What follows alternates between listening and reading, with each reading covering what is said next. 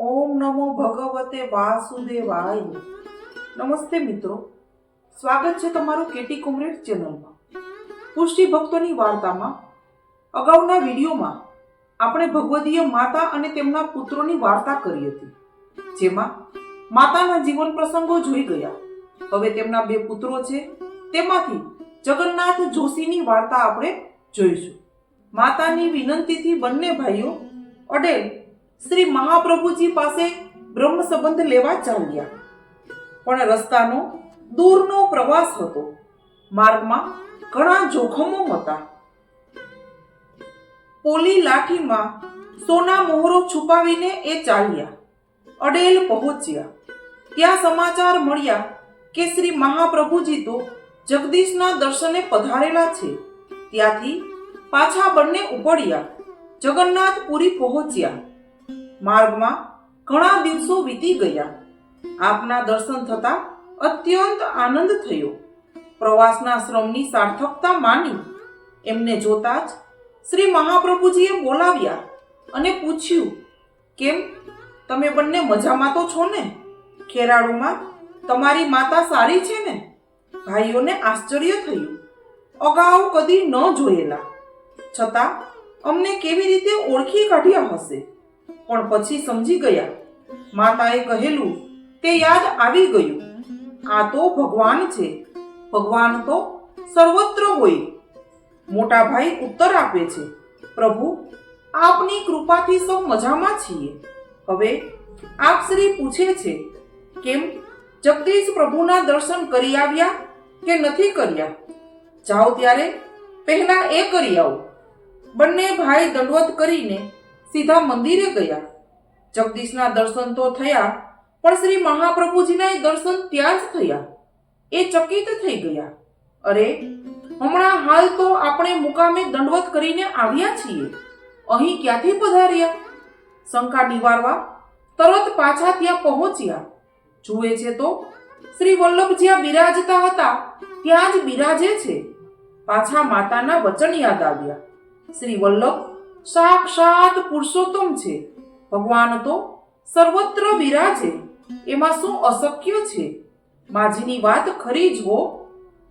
પછી શ્રી વલ્લભે એમને નામ નિવેદન કરાવ્યું અને આજ્ઞા કરી, તમારી માએ મારે માટે ભેટ મોકલી છે, તે મોહરો લાવો. ભાઈઓએ સુવર્ણ મુદ્રાઓ ભેટ ધરી. આપની અલૌકિકતા વિશે હવે મનમાં કઈ શંકા રહે ખરી? બે ભાઈ કેટલાક દિવસ શ્રી વલ્લભની પાસે રહ્યા. સેવા ટહેલ કરી, વચનામૃત સાંભળ્યા, ઘણો આનંદ લીધો અને પછી શ્રી વલ્લભની આજ્ઞા લઈને ખેરાળુ આવ્યા. બધા સમાચાર જાણીને માતાનો હર્ષનો પાર ન રહ્યો. બંને ભાઈઓને શ્રી ઠાકોરજીની સેવામાં સામેલ કર્યા. વર્ષો પછી શ્રી મહાપ્રભુજી બીજી વાર ખેરાળુ પધાર્યા. ત્યારે તેમના ઘરમાં જ મુકામ રાખ્યો. માતા અને પુત્રોનો ભક્તિ ભાવ અવર્ણનીય હતો. એવી જ શ્રી વલ્લભની કૃપા પણ અસાધારણ હતી. એમના ઘરમાં ભગવદીઓ સમક્ષ શ્રી વલ્લભ ભગવદ વાર્તા, કથા, વચનામૃત કરતા ત્યારે સૌને અત્યંત રસાવેશ કરી દેતા. એક વખત તો નાના ભાઈ જગન્નાથ જોશીએ આપને યુગલ ગીતના એક શ્લોકનો ભાવ પૂછ્યો. ત્યારે એ એક શ્લોક સમજાવતા 3 પ્રહર જેટલો સમય વીત્યો. એ સાંભળતા શ્રોતાઓ રસાવેશ મગ્ન થઈ ગયેલા. આવી અસીમ કૃપા આ સ્થળે દર્શાવી હતી. હવે આપણે જગન્નાથ જોશીના જીવન પ્રસંગો જોઈએ. એમણે જીવનભર આ સ્થળે રહીને ભગવદ સેવા સ્મરણ કર્યા. શ્રી બાળકૃષ્ણજીને ભોગ ધરવામાં એ બીજી વસ્તુઓ સાથે ખીરની સામગ્રી પણ ગરમ ગરમ ધરતા હતા. મનમાં એમ કે ઠાકોરજીને ગરમ સામગ્રી ધરાય તો સારું, પણ વધુ ગરમ ખીર કે દૂધનો ભોગ ધરાતો નથી, કારણ કે ખીર દૂધ શ્રી ઠાકોરજીને અધિક પ્રિય છે.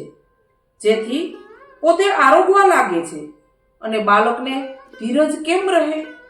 શ્રી બાલકૃષ્ણજી ગરમ ખીર આરોગવા જાય છે. શ્રી હસ્ત દાજે એટલે છંટકોરે, છાટા શ્રી અંગ પર ઉડે. પછી શ્રી મહાપ્રભુજી પધાર્યા ત્યારે લાલનના અંગ પર લાલ દાગ શ્રી વલ્લભે જોયા. પૂછીને કારણ જાણ્યું. જગન્નાથ જોશીને આજ્ઞા કરી, આવું કદી ન કરશો. હવે પછી ખીર દૂધ સુહાતા કરીને જ ભોગ ધરજો. સુહાતા એટલે અંદર આંગળી રહી શકે એટલા જ ગરમ. એકવાર એમણે શ્રીને રાજભોગ ધર્યા અને ટેરો લીધો. જપ પાઠ કરતા મનમાં સહજ એક વિચાર આવી ગયો. આપણે તો કપડાં બદલીને જુદું રેશમી વસ્ત્ર પહેરીને જમવા બેસીએ છીએ. શ્રી ઠાકોરજી તો એના એ સુતરાઉ વાગા ધરીને ભોજન કરે છે. એ તો અશુદ્ધિ કહેવાય ને. કહે છે ને કે મન કો વેગ પવન તે ભારી. મનનો સ્વભાવ જ છે કે ઘણીવાર નકામા વિચારો પણ ઝબકી જાય છે. આવું જ કંઈક બની ગયું. શ્રી ઠાકોરજી તો અંતર્યામી છે. અલૌકિક ભાવનાને બદલે આવો લૌકિકવત વિચાર આવે એ એમને કેમ ગમે? આ તો અસંભાવના વિપરીત ભાવના કહેવાય. આમ તો શ્રી ઠાકોરજીની એમના પર સારી કૃપા હતી. શ્રી ઠાકોરજી અનુભવ પણ જણાવતા હતા, છતાં મનમાં આવી ગયું હતું. લાલન અપ્રસન્ન થયા. એટલું જ નહીં, લાત મારીને થાળ ભોજન ચોકી પરથી નીચે નાખી દીધો. આરોગ્યા જ નહીં, અવાજ થયો. અંદર જઈ જુએ તો થાળ પડી ગયેલો છે અને લાલન ઉદાસ થઈ ગયેલા છે. એમને કંઈ સમજાયું નહીં, પણ પોતાનો કોઈ અપરાધ હશે એમ માનીને ફરી રસોઈ કરીને ભોગ ધર્યો. એનું પણ એમ જ થયું અને પાછો ત્રીજી વાર થાળ ધર્યો. તે પણ લાલને ફેંકી દીધો. છેવટે પોતાના મનની વાત યાદ આવી, દોષ સ્ફુર્યો, ઘણી ક્ષમા માંગી અને પછી બાહ્ય અને આંતર સાવધાનતા સેવા સંબંધી દરેક કાર્યમાં રાખવા લાગ્યા. એકવાર એમણે ઉત્થાપનના દર્શન ખોલ્યા. દર્શનાર્થીઓ આવેલા હતા. એમાં 2 રાજપૂતો હતા, એક માજી પણ હતા. માજી ફૂલની માળા બનાવી લાવેલા. તે માળા બહારથી અંદર ઠાકોરજીના સિંહાસન પર માજીએ નાખી.